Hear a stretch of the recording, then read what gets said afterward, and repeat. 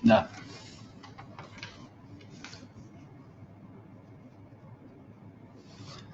Assalamualaikum. Mana komen tengok sikit.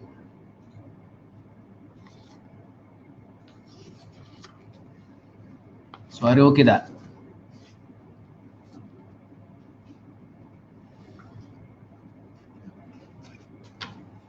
Suara okey? Assalamualaikum warahmatullahi wabarakatuh. Jadi saya perkenalkan diri saya dulu. Nama saya Muhammad Firdaus. Saya pegawai perubatan dekat Pusat Kesihatan UCT.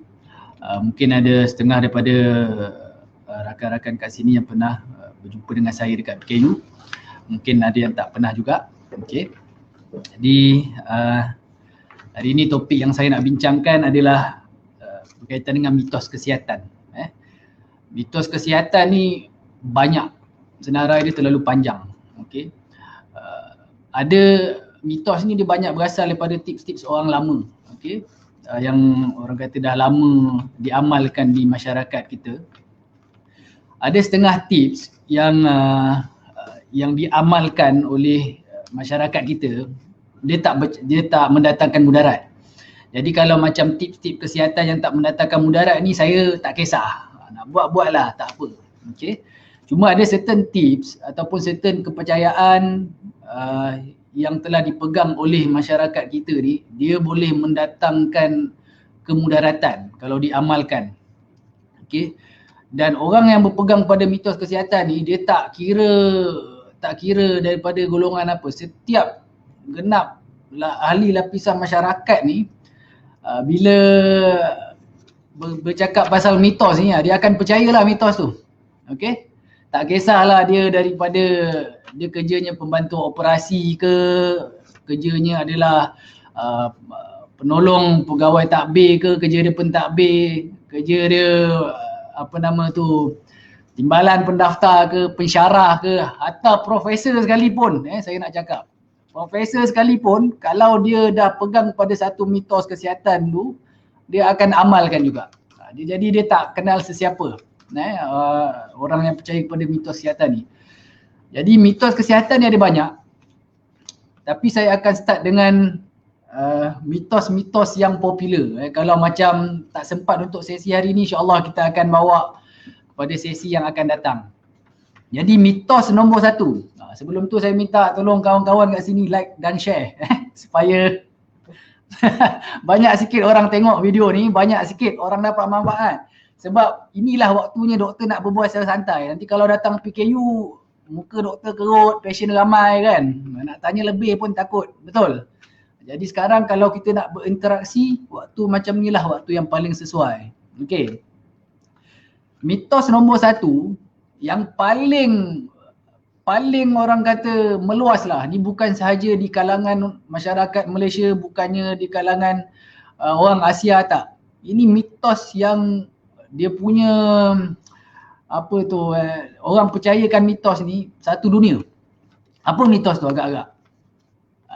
Mitosnya adalah setiap penyakit yang berkaitan dengan demam, batuk, sesama, sakit tekak, nak kena ada apa untuk baik? Nak kena ada antibiotik. Maksudnya setiap kali demam, batuk, sesemanya nak antibiotik. Ini mitos ni saya cakap boleh bawa bergaduh tau dengan pasien. Pasien datang kat klinik, doktor saya nak antibiotik. Anak sakit, saya nak antibiotik. Ini saya cakap memang boleh bawa bertekak dengan doktor-doktor, terutama doktor kerajaan. Doktor kerajaan ni dia kan macam skema sikit kan. Nak bagi antibiotik ni banyak cekadak. Now, betul ke kalau kita demam ke, sakit ke, sesama kita nak antibiotik?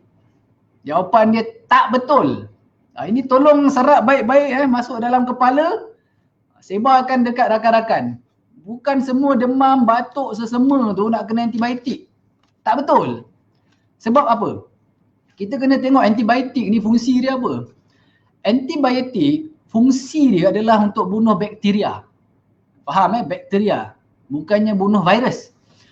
Kalau kita berbicara mengenai kuman, Kuman ni yang menyebabkan manusia sakit lah, demam, batuk, sesama tu disebabkan kuman. Kuman ni dia ada dua jenis, kita kena faham ni.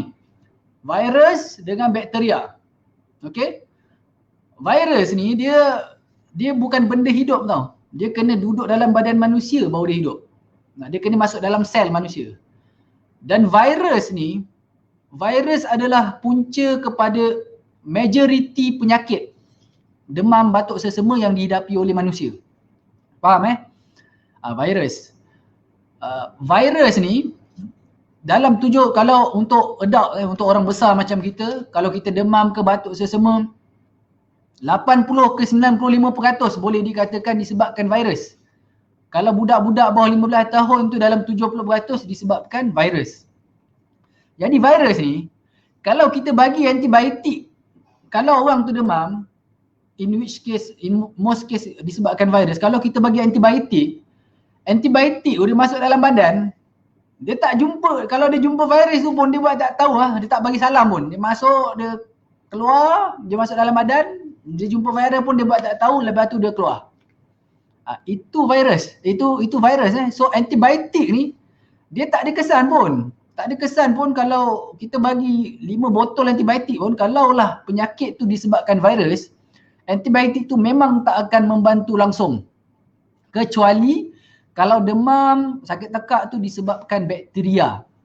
Itu perlukan antibiotik. Kalau kita bagi antibiotik, barulah antibiotik tu masuk dalam badan, dia akan bunuh bakteria-bakteria tu. Okay. Kalau ada apa-apa soalan, boleh type di komen.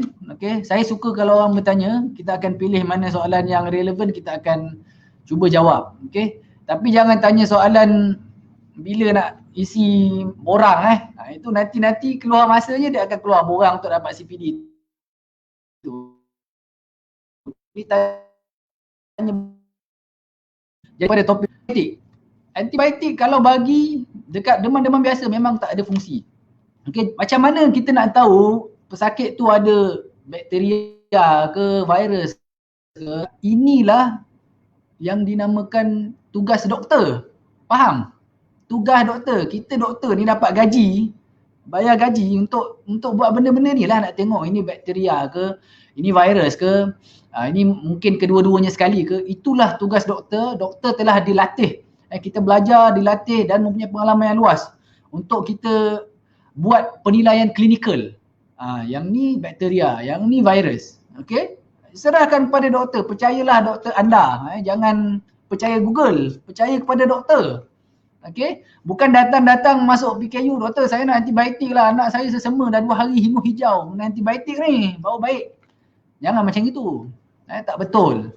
Sebabnya antibiotik ni kalau kita bagi sembrono, kita bagi sesuka hati, which is the current major health issue. Sekarang ni dekat dunia antara masalah kesihatan utama adalah penggunaan antibiotik yang berleluasa, yang tak terkawal. Ini some doctors are partly to be blamed. Maksudnya kan senang sangat nak bagi antibiotik sebab dia malas nak argue dengan pesakit, dia malas nak ajar pesakit, ambil lah antibiotik. Anak dia malas nak bertekak dengan pesakit, pesakit pun bayar, dia bagi dia, which is unethical. Okay, tak boleh, doktor tak boleh buat macam itu. Doktor sepatutnya educate pesakit, bagi tahu antibiotik ni sebenarnya dia bukannya penting in most cases untuk merawat sakit demam, batuk, sesama ni. Sebab kalau kita bagi antibiotik dan pesakit tu tak perlu pun antibiotik, dia ada banyak kesan sampingan. Contohnya nombor 1, kalau budak ni dia senang kena cerit berit. Dia senang kena cerit berit, dan kalau antibiotik ni dia bagi bila tak perlu, dia boleh menyebabkan jangkitan usus pula dalam masa 2-3 bulan. Nombor 1. Nombor 2-nya, antibiotik ni kalau kita bagi time tak perlu, dia boleh menyebabkan kita panggil rintangan antibiotik ataupun antibiotik resistance. Ini bahaya. Kenapa?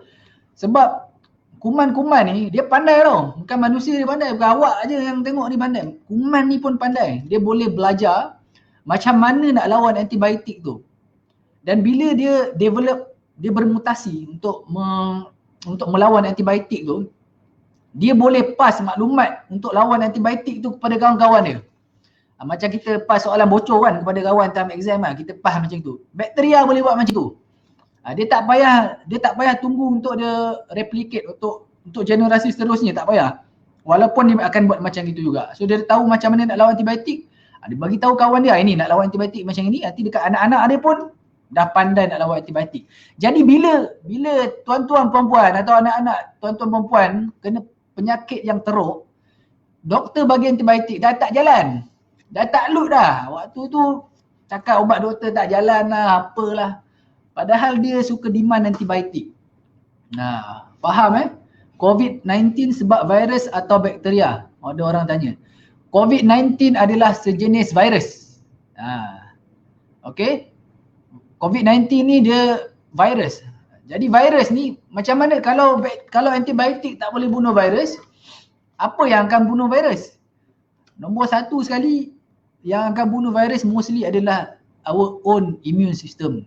Badan kita ni Tuhan dah cipta, dia ada sistem pertahanan dia sendiri. Sangat ajaib, very miraculous. Kadang-kadang virus masuk dalam badan kita tak sempat sakit pun, virus tu dah mati, immune system kita bunuh. Okay? Tapi kalau keadaan badan kita terlalu lemah, mungkin doktor akan prescribe antivirus. Antivirus ni untuk tolong bantu bunuh virus tu. Okay? Ada apa-apa nak tanya tak pasal antibiotik ni?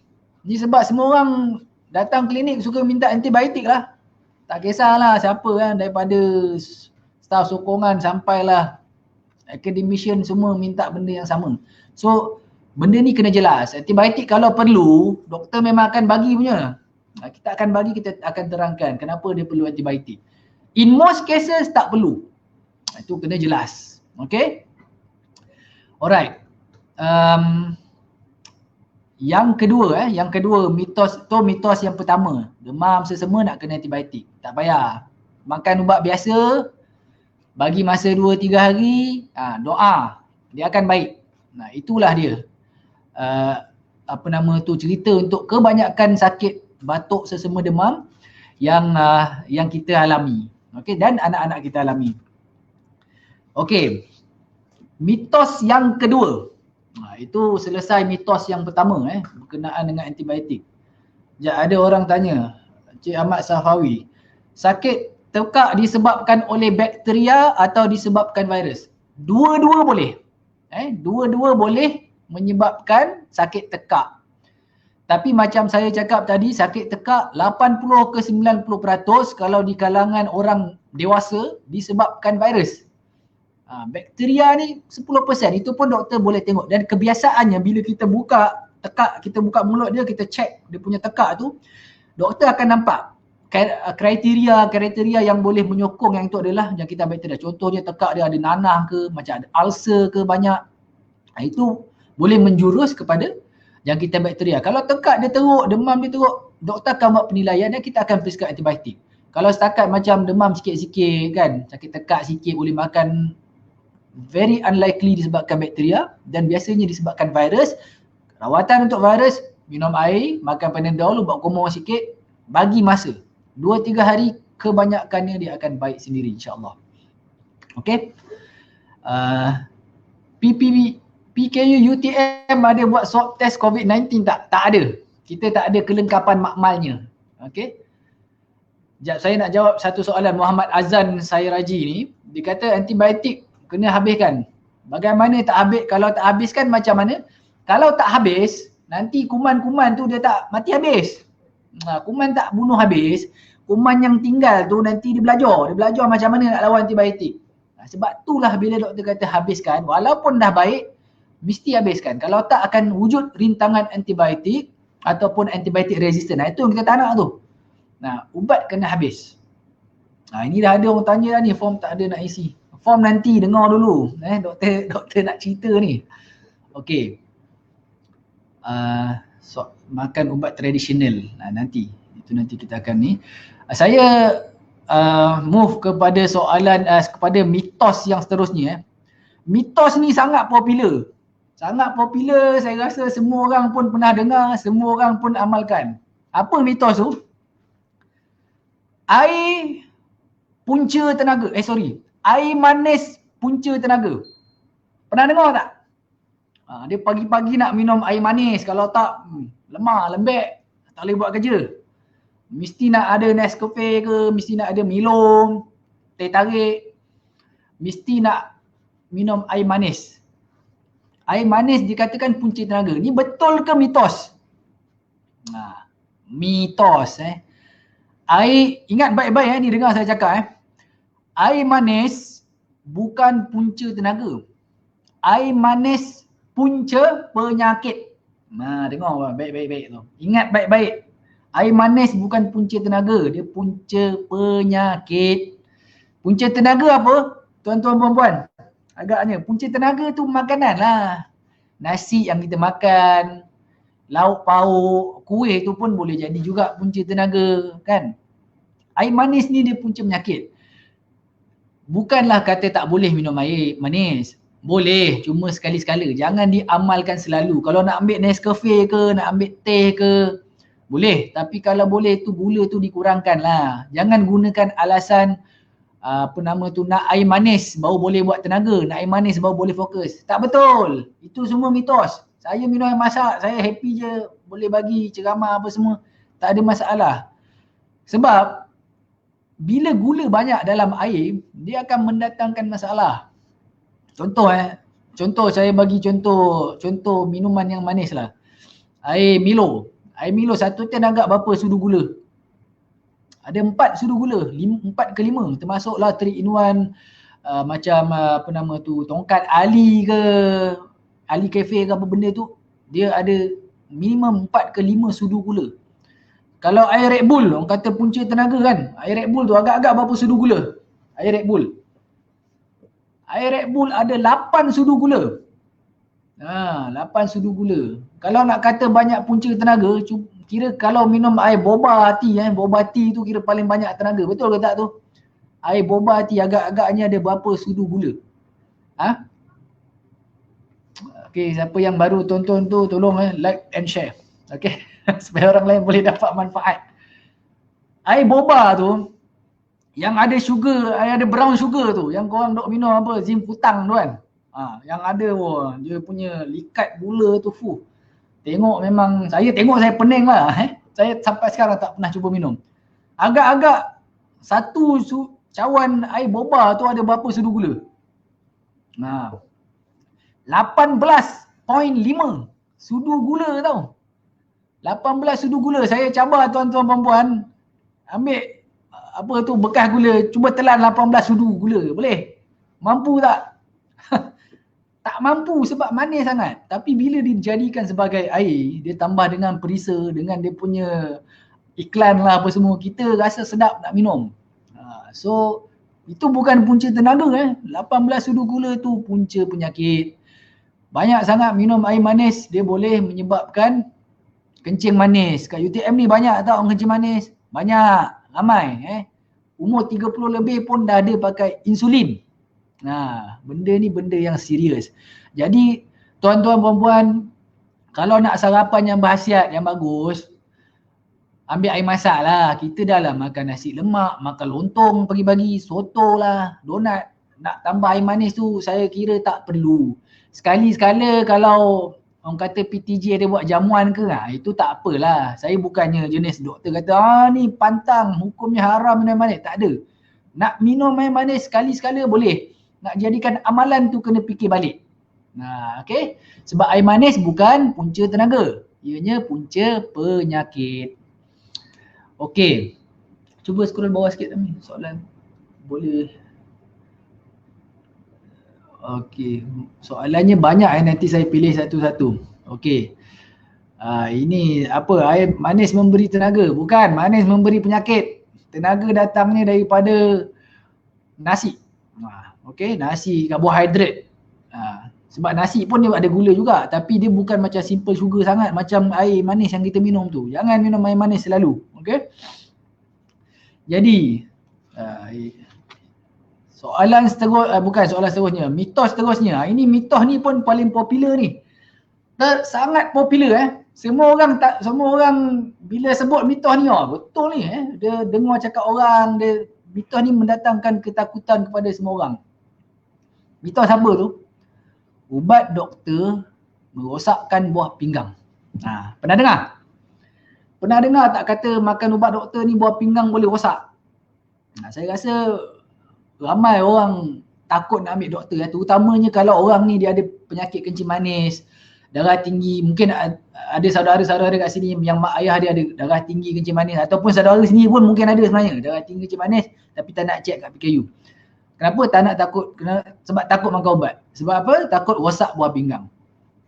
Ini antara mitos yang paling popular, terutamanya di kalangan masyarakat Malaysia ni, masyarakat Melayu Malaysia specifically.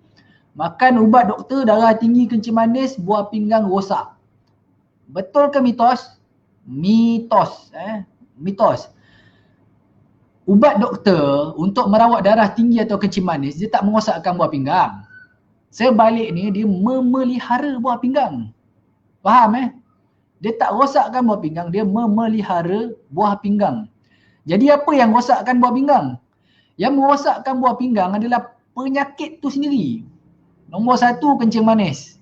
Nombor 2, darah tinggi. Ini dua ni lah penyebab utama buah pinggang rosak sampai kena dialisis. Kalau kita tengok kat dialisis tu, 7/10 biasanya daripada orang yang menjalani dialisis mesti ada kencing manis. Itu statistiknya. Jadi ubat doktor ni kita bagi supaya dia punya gula dengan tekanan darah tu cantik. Cantik dan terkawal lah dia punya gula dengan tekanan darah tu. Sebab gula yang tinggi dengan tekanan darah tinggi, ini orang kata the secret recipe untuk merosakkan buah pinggang. Jadi ubat doktor memang tak rosakkan buah pinggang. Tapi bukan kata semua ubat tu selamat. Ada ubat yang makan memang boleh rosak buah pinggang. Terutamanya kalau diambil secara berterusan dan berpanjangan. Contohnya ubat apa? Rasanya Panadol. Panadol tak rosak buah pinggang. Jangan risau. Panadol ni dia metabolize dekat liver, dekat kita punya hati, dan dia selamat diambil. Panadol tak ada masalah. Yang bermasalah ni ubat tahan sakit. Ada tak kat sini kawan-kawan yang makan ubat tahan sakit? Saya rasa ada. Yang gaut kat sini ramai. Sakit lutut kan? Yang orang staff-staff nak pencen tu mesti akan ada sakit lututnya. Sakit belakang, sakit pinggang. Mesti nak ambil ubat tahan sakit. Yang tu kalau tak dijaga, kalau dia main duk beli je kat farmasi, jaga-jaga, awas. Itu buah pinggang boleh rosak. Ingat ubat tahan sakit. Ubat tahan sakit ni apa? Contoh yang paling popular sekali, Ponstan, Voltaren, Ibuprofen. Ini adalah contoh-contoh ubat yang kalau diambil secara konsisten memang boleh merosak buah pinggang. Contoh satu lagi, steroid. Steroid. Sebab tu kita jarang bagi ubat-ubat macam gini kecuali betul-betul perlu. Okey. Satu lagi yang kita nak kena tengok, jamu-jamu. Saya bukan nak kata semua jamu tu tak elok. Bukan, tak ada.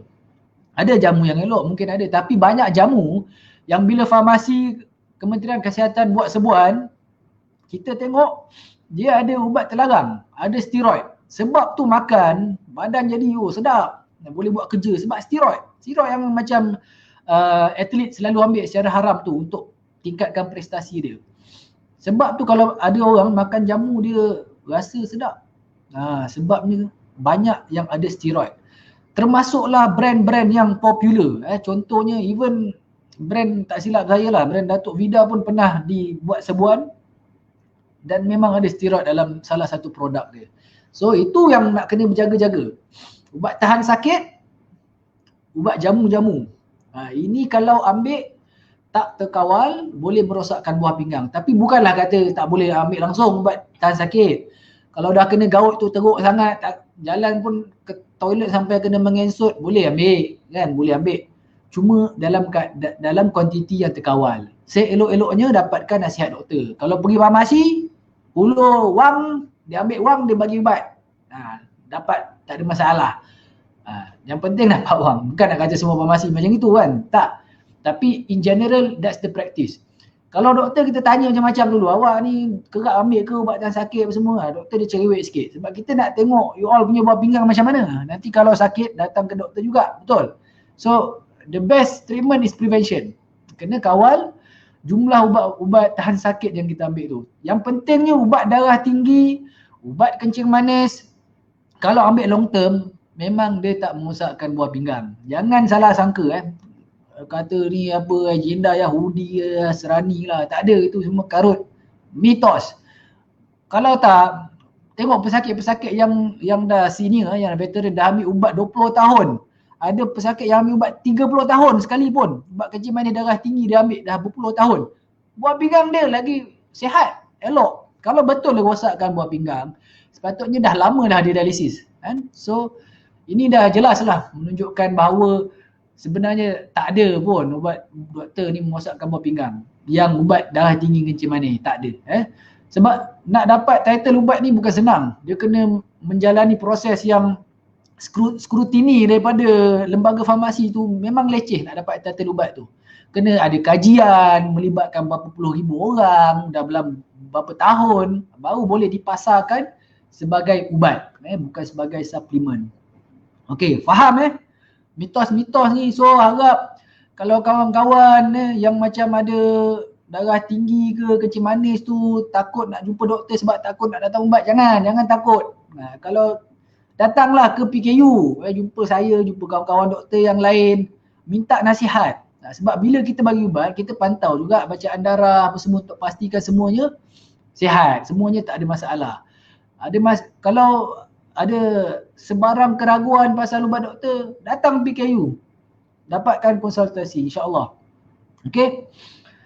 Itu adalah mitos kesihatan yang ketiga. Yang pertama sekali saya cakap apa tadi? Semua ubat, semua demam selsema kena antibiotik. Mitos.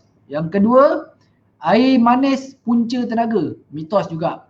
Yang ketiga, ubat doktor boleh merosakkan buah pinggang. Ini pun memang mitos. Malah boleh jadi fitnah. Macam doktor saja nak rosakkan buah pinggang. Tak ada. Tak ada macam itu. Okey. Cuba scroll bawah, tengok ada soalan-soalan berkaitan tak? Soalan ni banyak ni. Bawang putih antibiotik lagi, bawah lagi. Bawah ni yang latest sekali ada. Okey, saya nak sentuh sikit. Boba sedap Dr. Muhammad Azan bin Sair Raji. Tunjuk sikit komen. Boba memanglah sedap. Sedap. Kalau kencing manis kena lagi sedap. So jaga-jaga 18 sudu gula dalam boba. Okey, betul. Okey, jap. Ada ni pertanyaan daripada Sherry. Saya kenal dia ni. Kalau demam sebab virus, perlu ke dapat antivirus? Tak payah. Apalah nak antivirus tu. Tak payah. Badan kita dah ada immune system. Kan?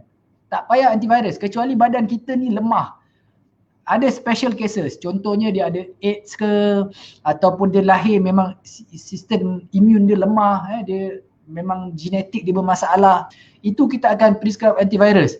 In most cases tak payah. Makan ubat Panadol, minum air banyak, doa. Sambil-sambil dosa tu dihapuskan sebab penyakit, doa sekali supaya cepat sembuh.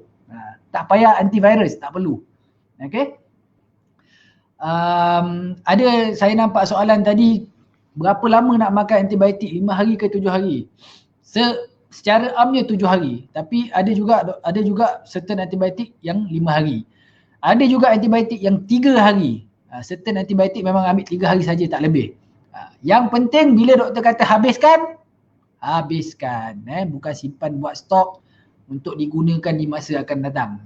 Tak betul cara tu. Sebab ada juga pesakit, doktor saya ada antibiotik, anak saya ada lagi tu 3 bulan lepas punya. Ini tak betul lah ni. Ini yang menyebabkan antibiotik resistant. Jangan. Bila doktor kata habiskan, tolong habiskan antibiotik tu. Okey Jap, soalan Mula Syazlin. Minum kopi tanpa gula. Tadi saya ada nampak. Ada tak ke bawah sikit? Mua Syazlin. Okey, kalau minum kopi tanpa gula, saya ni coffeeholic. Tak boleh berpisah dengan kopi.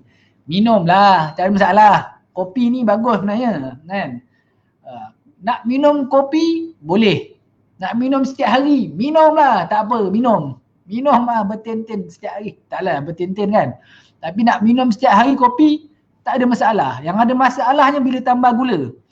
Dia jadi cappuccino lah, apa mocha lah, apa benda dalam campur susu yang mepek-gepek dekat Starbucks. Sorry lah peminat Starbucks saya. Ini reality dia. Kalau kopi tanpa gula, tanpa creamer itu kira okey. Tapi bila dia tambah dia punya perasa-perasa yang lain itu nak kena berhati-hati. Bukan tak boleh langsung, sekali-sekali teringin minum lah manis sikit. Tapi nak dijadikan amalan itu saya tak galakkan. Nanti mendatangkan masalah di kemudian hari. Okey. Okey, jadi okey, apa lagi, banyak lagi soalan. Air isotonik macam 100 plus tu, Muhammad Syahrir bin Racong. Air isotonik macam 100 plus tu boleh minum tak semasa bersukan atau punca penyakit juga? Kalau minum masa bersukan boleh, tak ada masalah. Sebab waktu kita bersukan, kita tengok sukan apa, bukan e-sport tau. Setakat main PUBG tu tak kira sukan, tu tak boleh minum 100 plus. Setakat main mobile lah, PUBG ke apa dekat telefon, itu tak kira sukan, jangan minum air manis. Kalau sukan secara fizikal, yang macam main basketball ke, okay, bola sepak ke, sukan lasak, sukan fizikal, boleh minum 100 plus. Itu adalah untuk bagi quick energy.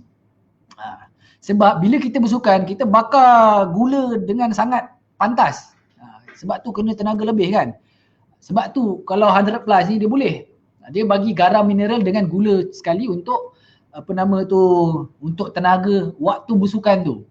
Masalahnya kita ni minum 100 plus, bila pagi-pagi pun nak minum 100 plus, itu yang jadi masalah dan jangan buat. Okey, punca penyakit.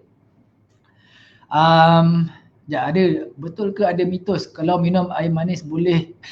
Ini saya suka ni, Wawa Maisara, tolong klikkan. Betul ke ada mitos bagi tahu kalau minum air manis boleh je bilas dengan air masak? Takkan jadi diabetes.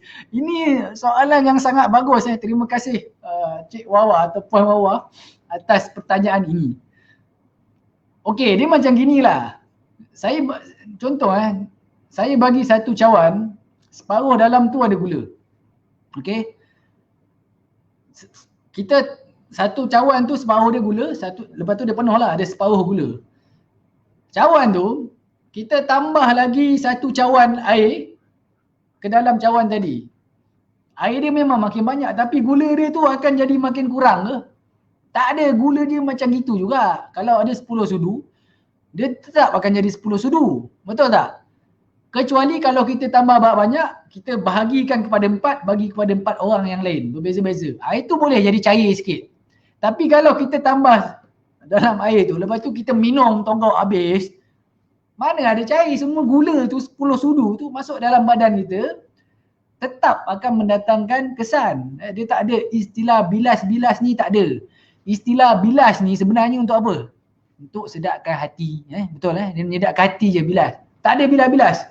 Bila kata minum 10 sudu gula, kalau awak minum air boba, satu cawan tu, lepas tu awak minum satu tong air mineral, tak ada, gula tu tetap masuk dalam badan awak, dia tak akan dibilas. Awak akan kencing banyak, yes.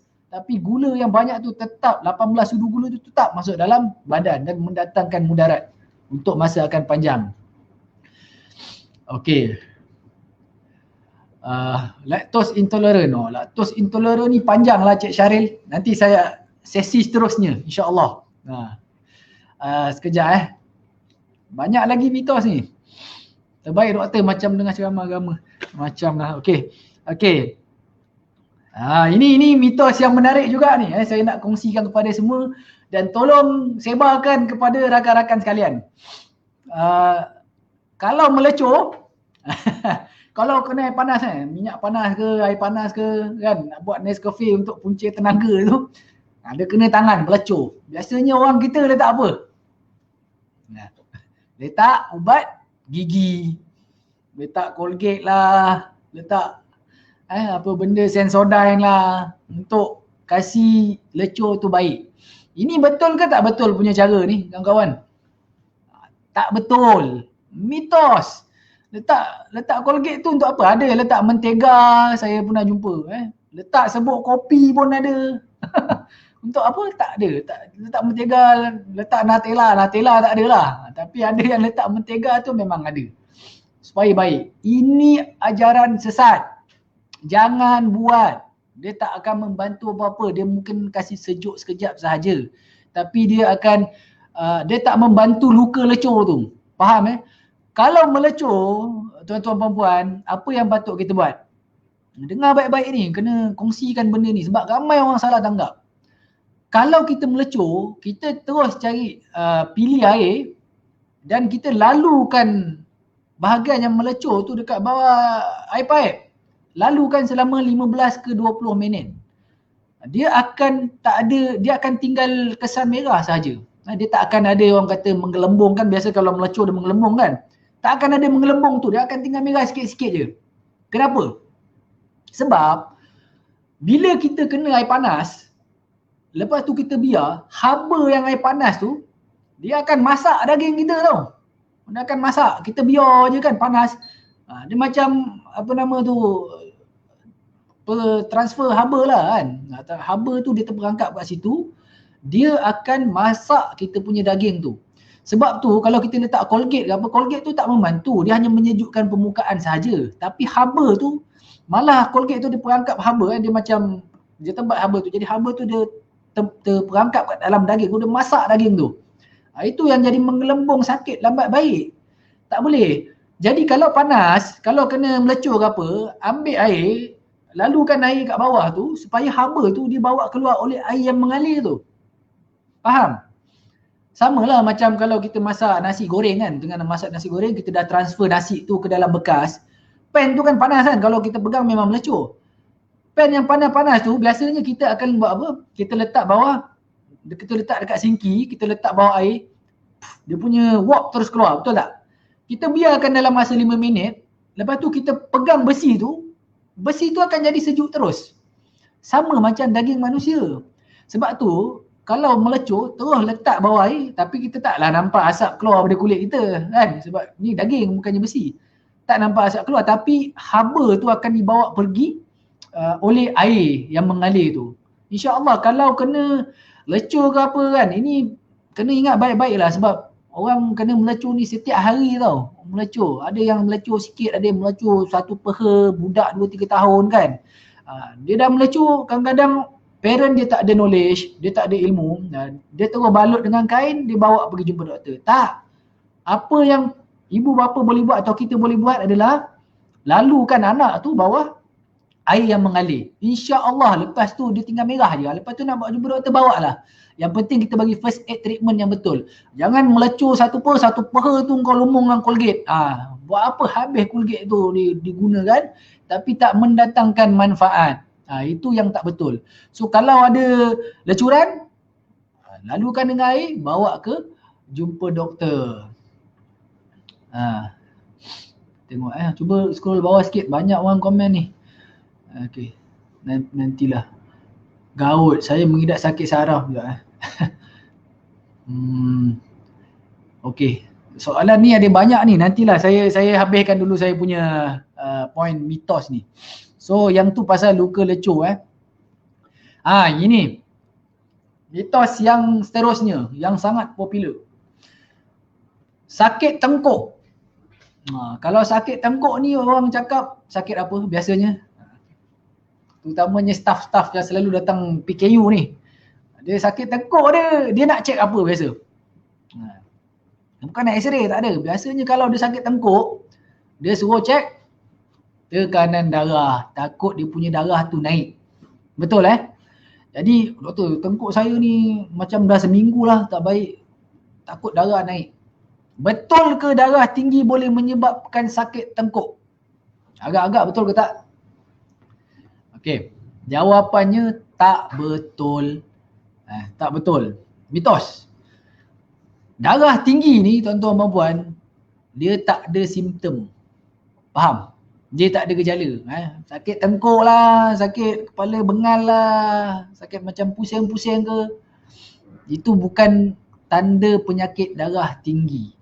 Sebab darah tinggi ni dia tak ada tanda langsung. Dia punya tanda tu bila the complication strikes. Waktu tu lah kita tahu kita ada darah tinggi. Contohnya, tengah sembahyang, tengah duduk tahiyat, tiba-tiba badan sengit tak boleh angkat. Tangan lemah. Dia kena apa tu maksudnya? Kena angin ahma ataupun kena stroke. Pergi hospital baru tahu tekanan darah dia tinggi. Nombor satu. Yang keduanya, tiba-tiba dada sakit, jantung sakit. Macam kena pijak berat. Tak boleh nak gerak, rasa nak meninggal, rasa nak minta maaf daripada semua orang tiba-tiba. Betul ni, sakit jantung. Orang yang kena sakit jantung dia tahu. Dia rasa nak mati, dia rasa nak bertaubat terus time tu.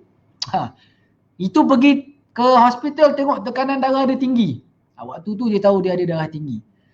Itu yang bahayanya tuan-tuan perempuan ni, penyakit darah tinggi ni. Dia tak ada tanda. Dia tak ada ketuk pintu bagi salam, tak ada. Dia masuk, dia terkejar, dia pergi umban semua berambut dalam rumah. Itu darah tinggi. Sebab tu darah tinggi ni, kita panggil dia silent killer. Dia tak ada kena apa, tengok-tengok dah stroke. Stroke berdarah, terus meninggal, terus lumpuh sebelah, terus sakit jantung. Ini yang bahayanya darah tinggi. Sebab tu, siapa yang kat sini tak pernah cek tekanan darah, datang PKU. Cek tekanan darah. Okey, buat saringan. Sebab ramai orang ni, orang UTM ni ramai darah tinggi tau. Cuma nak cek, tak nak cek dia. Pasal semua takut. Cek lah. Tak kena bayar pun. Kan? Cek. Apa nama tu, tekanan darah. Jadi habis tu, sakit leher lah, sakit kepala lah. Itu sebab apa? Itu bukan sebab darah tinggi. Itu sebab lain. Banyak sebab lah. Sakit kepala ni, kalau kita nak listkan dia punya penyebab tu, panjang. Tapi kebiasaannya sakit kepala biasa je. Kita panggil tension headache. Kalau teruk sikit, kita panggil migraine. Ada yang sakit kepala sampai muntah kan. Tapi bila kita cek, tapi kalau sakit kepala memang kita akan cek dulu tekanan darah. Okay? Kalau kebanyakan tekanan darah dia semua normal. Kalau tekanan darah dia naik sikit, contoh je contoh.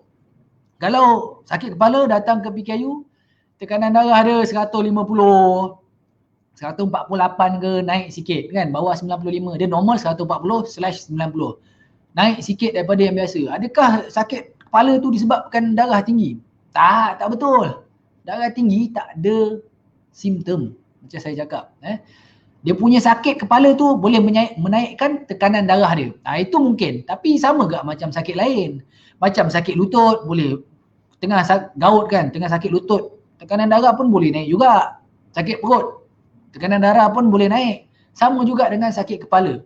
Tapi just because sakit kepala, tekanan darah dia naik sikit, itu bukan kata dia ada darah tinggi. Kecuali kalau dia sakit kepala, macam nak muntah kan, sakit kepala yang teramat, sampai pegang kepala macam gini sampai muntah pun ada. Cek tekanan darah 240, 220, yang bawah 110, bawah 120 bacaan. Itu awas, itu memang ada darah tinggi dan kemungkinan ada risiko tanda awal dia nak kena stroke. Itu memang kita akan rujuk terus ke hospital.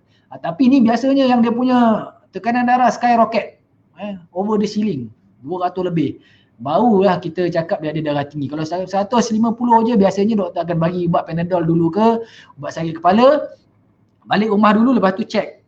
Cek tekanan darah dalam masa seminggu dua, baru kita akan tengok balik.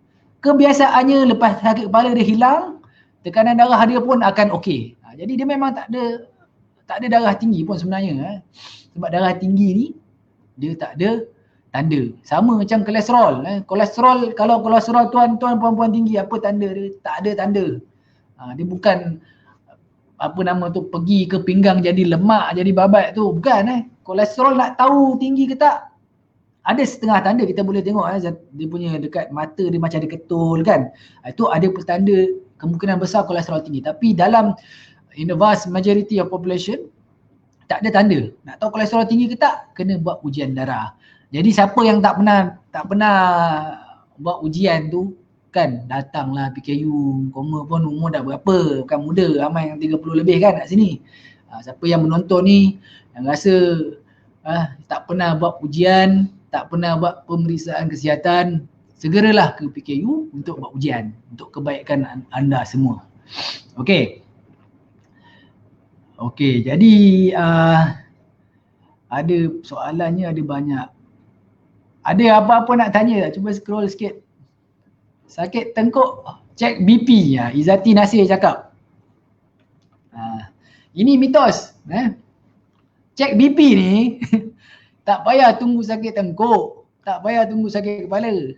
Kalau umur dah 30 tu, cek je lah BP.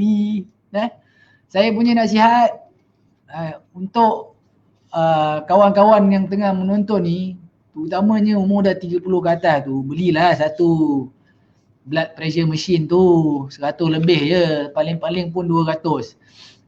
Jenama Omron ke, tak kisahlah, bateri letak 4 biji, boleh pakai bertahun-tahun kalau korang guna setiap hari. Beli alat tekanan darah tu, check kan.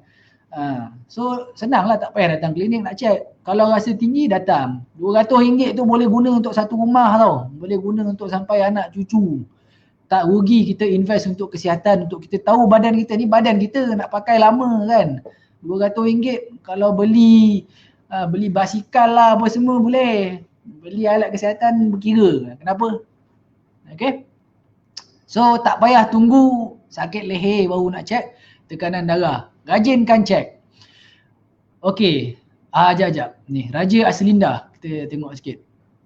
Doktor, kalau tak minum air manis tapi suka kepada makanan yang manis-manis juga, ada risiko tak untuk dapat kencing manis? Jawapannya ya. Sebab makanan yang manis, gula je mestilah tinggi. Betul tak? Saya punya falsafah rawatan saya ni, saya bukan jenis yang stringent sangat tau. Bukan kata, awak ni kencing manis memang tak boleh sentuh sampai mati, awak tak boleh tak boleh makan nasi, tak boleh minum air manis, jangan nampak kuih buang, tak mau pandang benda manis. Mustahil, sebab pesakit dia akan cari jugalah benda manis tu. Cuma saya punya nasihat, kurangkan, kawal. Kalau benda yang paling mudah sekali bagi saya adalah air manis. Buat apa nak beli air manis, membazir lah kan. Pergi kat luar RM2, air sekarang cincai RM2 lebih. Nak dapat teh ais pun RM1.8. Buat apa membazir RM1.8 tu, baik beli sayur. Kan, air manis ni, saya punya tips lah untuk kawan-kawan semua. Orang bagi kita ambil. Orang tak bagi jangan beli, jangan cari. Faham Senang je. Tak payah spend duit tu untuk beli air penyakit. Orang offer, kalau macam PTJ buat majlis ke apa, ambil lah satu cawan, rasa tak apalah. Tak ada masalah. Yang jadi masalah sekarang ni kita punya habit, tabiat kita yang nak air manis setiap hari tu.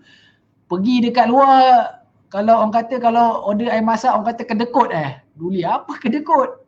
Apa kedekut? Saving. Air masak je cukup. Sekali-sekala tak apa. Jawab soalan Puan Raja Aslinda ni, kalau tak minum air manis, makan benda manis, risiko tak? Ya, memang risiko. Sebab makanan manis tu lah yang bahaya. Kek lah. Apa sekarang ni macam-macam kan. Kek, cupcake lah, muffin lah, segala jenis manisan ada. Bukan saya larang. Nak makan sekali-sekala untuk indulge, untuk rasa happy kan, self reward, go ahead, no problem. Tapi setiap hari nak melantak, itu yang masalah. Betul? Jangan jadikan budaya nak ada pemanis setiap kali makan. Kalau nak manis juga buat apa? Makan buah. Makan, saya read my lips. Makan buah. Bukan minum. Faham? Jangan jus tu, kalau boleh, kalau terutama pada masa kencing manis, tak payah minum jus pun tak apalah setiap hari. Kalau nak khasiat buah, nak rasa manis dekat mulut tu, makan buah tu. Makan oren, bukan minum jus oren. Makan apple, bukan minum jus apple.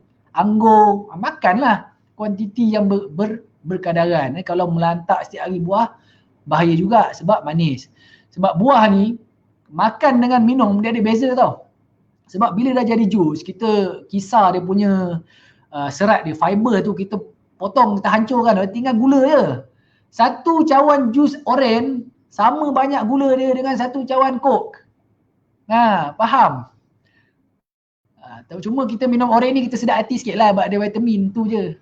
Tapi gula dia sama banyak dengan coke.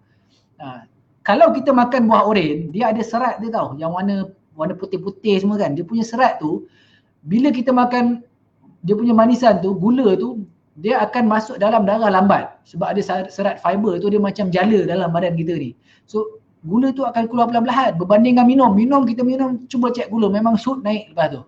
Dia akan naik secara mendadak. Faham Fas Jaafar. Ini menarik soalan ni. Ini tak ada kait. Ini pun mitos yang agak popular lah saya ingat. mengambil air tulang belakang menyebabkan lumpuh dan epidural boleh menyebabkan slip disc. This is scary kan. Kalau cakap pasal slip disc dengan lumpuh tu memanglah scary kan. Okey. Prosedur nak ambil tulang belakang, nak ambil air tulang belakang ni biasanya jaranglah dibuat. Biasa kalau dia jangkitan ataupun dia nak buat bius kan, nak buat bius, ibu nak buat scissor kan, dia akan cucuk tulang belakang tu. Okey, untuk dapat akses jarum ke tulang belakang tu. Adakah dia boleh menyebabkan lumpuh? Boleh. Kalau yang buat tu korang, faham? Yang buat tu bukan doktor, main cucuk je lumpuh lah dia. Faham tak? Risiko nak buat tu, risiko nak kena tercucuk ke saraf yang salah memang ada, tapi sangat rendah. Terutamanya kalau yang buat tu adalah very well trained professional. Doktor adalah medical professional. So kebarangkalian tu nak buat tu sangat, kalau nak terkena memang ada possibilities tapi kecil je berbanding dengan manfaat dia. Kita bercakap pasal risiko ni, apa-apa benda pun ada risiko. Kalau makan Panadol pun boleh kena allergic sampai muka bengkak. Sama juga. Cuma doktor kita, we are very transparent. Kalau ada risiko kita sampaikan. Puan, ada risiko dalam 1 ke 2% untuk cucuk, salah cucuk, kena saraf, boleh menyebabkan komplikasi. Tapi risiko dia, sepanjang yang saya bekerja lah, yang saya punya pengalaman, tak ada lagi setakat ni cucuk tulang belakang tu sampai jadi lumpuh. Tak ada. Sebab benda tu very basic. Nak buat tu senang je bendanya. Kecuali kalau yang tak ada pengalaman, bukan medical professional dia buat, yelah memang dia main cucuk. Kita tahu mana nak cucuk, landmark dia. So bila doktor advice untuk cucuk, saya punya advice adalah buat. Sebab risiko dia nak kena tu sangat kecil. InsyaAllah orang yang buat cucuk, ambil tulang belakang ni, setiap hari lah dia buat benda tu. Satu hari berbelah orang asyik dia cucuk. Dia dah tahu kat mana. Dan dalam masa yang sama, kita kenalah berdoa kan, supaya mengelakkan benda-benda yang tak diingini berlaku. So harap dapat menjawab Faz Jaafar punya soalan. Sama jugalah dengan slip disc ni, sama je. Epidural tu sama juga, dia cucuk belakang. Risiko is very very low. Okay. Faham tak Kalau ada apa-apa soalan lagi? Saya suka ni. Satu soalan daripada Nur Hidayati. Tengok. Dia dah tanya soalan ni lama tapi kita baru terbitkan. Okey rakan dia nampak dekat live. Tengok baca komen tu daripada Puan Nur Hidayati. Doktor, apa tips paling senang nak kurus? Jawapannya tak ada tips yang senang. Semuanya susah. Okey? Nak kurus tak ada senang. Nak kurus kena struggle. Tak ada tips yang paling senang. Apa benda yang korang nampak, segala tok nenek jus lah, apa pil lah untuk kurus, itu semua adalah mitos. Tak ada tips yang senang untuk kurus. It requires struggle, it requires hardship untuk mendapat berat badan yang ideal. Dia in theory, yes, nampak senang. 30% exercise, 70% diet. Kalau korang tak buat ni, jangan haraplah nak kurus sampai tua. Macam gitu jugalah BMI korang. Faham? Kalau tak jaga diet, kalau tak exercise, minumlah 10 jenis segala penghulu jus sekalipun tak akan kurus. Dengar baik-baik Nak kurus mesti nak jaga makan, kurangkan gula, lebihkan sayur-sayuran dan mesti nak bersenam. Paling mudah bagi saya kalau nak bersenam, beli sepasang kasut dekat Ihsan Store tu, pergi jogging. Dah, habis cerita. Nah, kalau nak berbasikal ke apa, silakan. Just start somewhere. Okay. Jangan duk mengharap all this, apa orang kata, founder produk, keluarkan produk terbaru untuk slimming produk lah. Tak payah. Itu semua mitos. I can assure you, tak ada ubat boleh menguruskan badan manusia ni. Kecuali dengan kita punya usaha dan keazaman. That's all. That's all you need. Okay. Ubat-ubat untuk kurus tak ada. Okay. Bawah kita pun ada 5 minit lagi. Jap. Marzihan Abu Karim. Ni saya kenal ni, Marzihan ni. Bagus ni soalan. Doktor, tepung gandum bagus tak? Dia basically, okay, memang ada setengah doktor dia adalah proponen kepada certain diet yang dia kata apa nama tu, jangan ambil karbohidrat, terutamanya beras ke, nasi ke, tepung gandum ke kan, apa yang ada gluten. Semua apa nama yang saya cakap, semua jenis diet ni dia sebenarnya sama je. Kalau kita tengok keto diet, paleo diet, caveman diet, apa you name it, Atkins diet, apa high fat diet, macam-macam jenis diet, dia ada satu persamaan, cut the sugar out. Faham? Cut the simple sugar. Maksudnya yang manis tu jangan ambil. Itu rule number one. Tengok mana-mana diet yang kita panggil fat diet ni, dia punya rule number one, no sugar, no simple sugar. Yang tu lepas tu baru lain. Yang ni jangan ambil karbohidrat, yang ni apa, lebihkan protein. Tepung gandum ni dia very high glycemic index. Maksudnya dia macam nasi lah pangkat dia. Kalau masuk dalam badan, gula tu dia terpecah, terurai, dia jadi tinggi. Nak ambil boleh, tapi berkadaran lah. Itu je. Sebab dia adalah kita punya source of energy. Kan? Dia adalah sumber tenaga kita dan dia adalah makanan ruji kita. Contohnya nasi. Nasi mana boleh orang Melayu tak makan nasi? Betul tak? Dia bolehlah tahan 2 minggu, lepas tu dia mengketa darah habis. Tu bunyi dia makan. Dia tak tahan. Nak makan nasi boleh, nak makan tepung gandum boleh, tapi balancekan dengan high fiber content. Sayur hijau, ulam-ulaman. Ambil banyak supaya dia boleh melambatkan proses pelepasan gula dalam darah tu. Faham semua? Tolong sebar-sebarkan kepada orang. Apa ni? Semalam baru dengar. Cuba Aisyah Abdul Latif tu. FB Dr. Ju. Dr. Ju siapa? Dr. UTM ke? Cakap gula yang selamat adalah monk fruit sugar. Saya tak berapa familiar lah dengan monk fruit sugar ni. Cuma bagi saya sugar is sugar lah. Kalau namanya sugar, dia tak ada selamat ke apa, dia sugar. It all depends on the quantity yang kita ambil. Tak ada gula yang lebih selamat daripada gula yang lain. Gula mendatangkan kesan yang sama once they are in your body. Okay? Adila Zulkafli, saya tak tahan dengan kacang dan pulut, terus angin. Memang ada orang makan kacang dan pulut dia boleh berangin badan. Itu ikut orang lah, maksudnya rasa gembung badan. Itu memang betul, bukan mitos.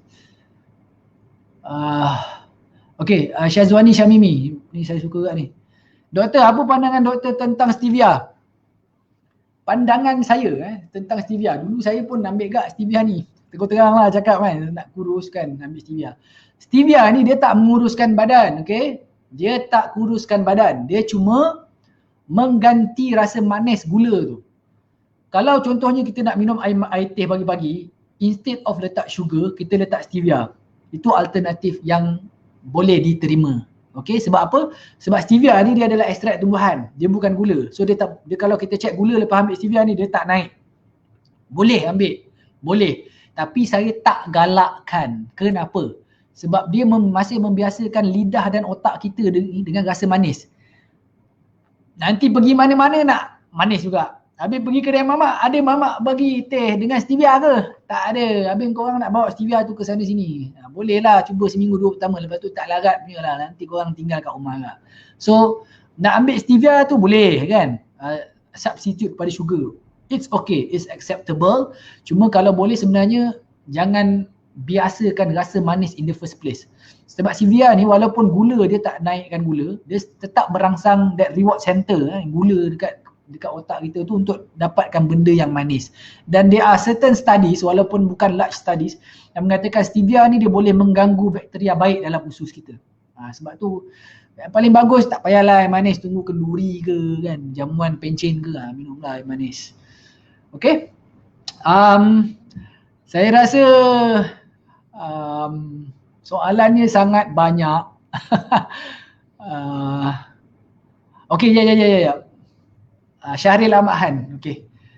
Soalan yang bagus. Doktor, saya minat makan gajos dan badam dalam kategori kacang. Adakah gajos dan badam ni baik untuk dimakan? Saya ambil gajos dan badam yang tak bersalut madu. Jadi jawapannya Cik Syahril, sangat bagus. Amalkan, teruskan diet ini. Gajos dan badam sangat bagus untuk badan. Cuma apa? Cuma dia mahal. Benda sihat memang mahal. Tapi nak ambil gajos dengan badam ni, sila ambil setiap hari. It is the best snack that one can ask for. The best snack. Very high in protein, very high in good fat, very high in fiber. Kan? Kalau tak ada gout, sila makanlah kacang tu untuk buat ngunyah. Gajos dan badam. Dengan syarat, macam Cik Syaril dah cakap tu, dia tak ada salut. Sekarang ni gajos ke badam tuan-tuan, dia banyak perencah. Perencah apa, kari lah, perencah gula lah, honey lah, wasabi lah. Segala jenis perencah dia salut. Itu yang tricky partnya. Kalau itu nak jadi buat makan setiap hari, nak kena fikir balik. Sebab kita nak khasiat, bukan nak gula dia. Jadi kalau dapat khasiat dengan penyakit, kan dah cancel each other out. So kalau nak ambil snacking yang bagus, macam Cik Syaril ni tanya, gajos dan badam, very good snack. Ambil lah setiap hari, tak ada masalah. Spend sedikit money untuk healthy snacking. Berbanding kita makan cekedis jajan. Saya suka juga jajan kan. Cuma janganlah jadikan tabiat. Cuba for healthy food. Okay. Jadi sebenarnya masa dah mencemburi kita. Dah pukul 12. Saya ni kalau saya berceloteh tuan-tuan puan, 3 jam pun tak cukup. Banyak sangat saya nak share. Sebab kalau datang dekat klinik ni soalannya sama, benda yang sama. Cuma orang tak tahu. Kita kenalah educate. Tugas doktor ni sama dengan tugas pensyarah sebenarnya. Dia kena educate masyarakat. So masyarakat pun boleh educate dia punya anggota-anggota yang lain. Jadi saya rasa itu saja. InsyaAllah kalau sambutan yang menggalakkan, kita akan ada sesi-sesi yang lain. Jangan risau soalan tuan-tuan yang tak terjawab ni. InsyaAllah kita ambil nota dan kita akan cuba catatkan. Dan kalau ada sesi yang lain selepas ni, saya akan cuba jawab soalan-soalan ni. Sebenarnya banyak lagi mitos saya, dalam ada berbelas lagi mitos saya nak terangkan. Tapi masa terhad, saya rasa kita berhenti setakat di sini saja. Segala yang baik itu datang pada Allah Subhanahu Wa Taala. Yang salah silap tu berasal pada saya. Jangan lupa like Facebook PKU dan share konten untuk manfaat bersama. Okey? Assalamualaikum warahmatullahi wabarakatuh.